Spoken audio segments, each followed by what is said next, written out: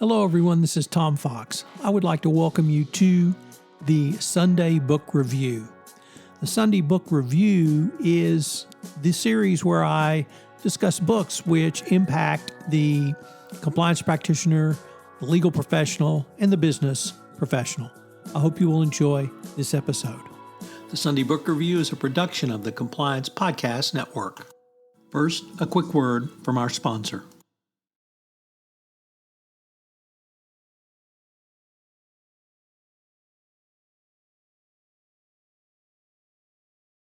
Welcome to the Sunday Book Review for December 25, 2022. Yes, the Christmas Day edition, and indeed the final edition of the Sunday Book Review in 2022. I want to end this series of podcasts we've been doing in the month of December, where we focused on the Financial Times various top lists. Well, today we're going to take a look at some of my favorite nominees for Business Book of the Year shortlist. So all of this information comes from that. I've linked to it in the show notes, which link to all of the books. First up, Dead in the Water. Dead in the Water is a triumphant example of what happens when editors give their reporters time to pull at a story until the threads entirely unravel. It's a result of a well-written, sourced book. It's by Matthew Campbell and Kit Chellel. It's about the oil tanker Brillante Vespuccio, which was drifting through the Gulf of Aden when a crew of pirates attacked it and set it ablaze. By the time the Marine surveyor arrived, he had more questions than answers, and that's the way it ended. It's a shocking expose of the criminal inner workings of international shipping in literally one of the world's oldest industries. Next up, Influence Empire, the story of Tencent and China's tech ambitions by Lulu, Chen. In 2019, a Chinese entity called Tencent overtook Facebook to become the world's fifth largest company. In a watershed moment, it's a wake-up call for the West. Yet to many of the 2 billion plus people who live across the Pacific, it came as no surprise at all. Tencent's ambition to be an essential part of the daily digital life means that it is in a range of areas: music, gaming, messaging, and film. Tech reporter Lulu Chen tells the story of how Tencent is changing the world and asks what the consequences will be for all of us. Next up, Chris Miller's Chip War. This is a book that tells the story of a fascinating sequence of events that led the U.S.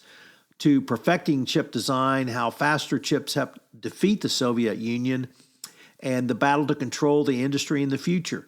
China spends more money now importing chips than buying oil, which leaves them at a great vulnerability.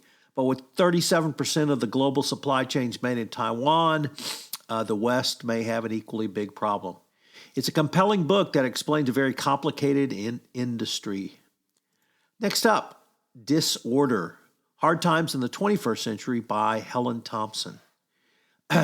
This book recounts three histories, one geopolitical, one about the world economy, and one about Western democracies, and explains how in the years of political disorder prior to the pandemic, the disruption came into one big story. It shows the turbulence originated by fossil fuels and the green transition and what it all might mean going forward. And our final book from the FT shortlist is Gary Gerstle's The Rise and Fall of the Neoliberal Order. The epochal shift of neoliberalism, a web of policies that reduce the government's footprint in society and reassign economic power to private market forces that began in the U.S. and Britain in the late 70s, fundamentally changed the world.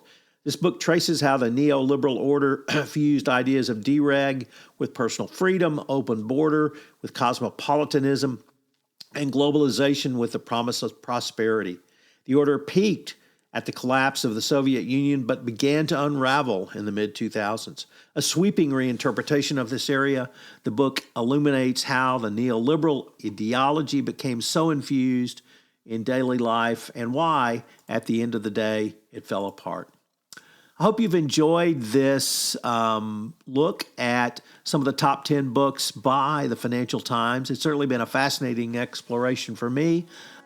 I wish all of our listeners a most joyous holiday season, of course, and a safe and prosperous Happy New Year. I hope you've enjoyed listening to the Sunday Book Review. And if I could ask a favor of dropping a review into our iTunes show or Megaphone, I would greatly appreciate it, and it would certainly help in our rankings on either of those platforms. The Sunday Book Review is really a labor of love, and I hope I have brought some intellectual joy to you over the past year with one or more of my episodes. I hope you'll join me again next year in 2023, where I'm back with more on the Sunday Book Review. This podcast is a part of the C-Suite Radio Network. For more top business podcasts, visit c-suiteradio.com.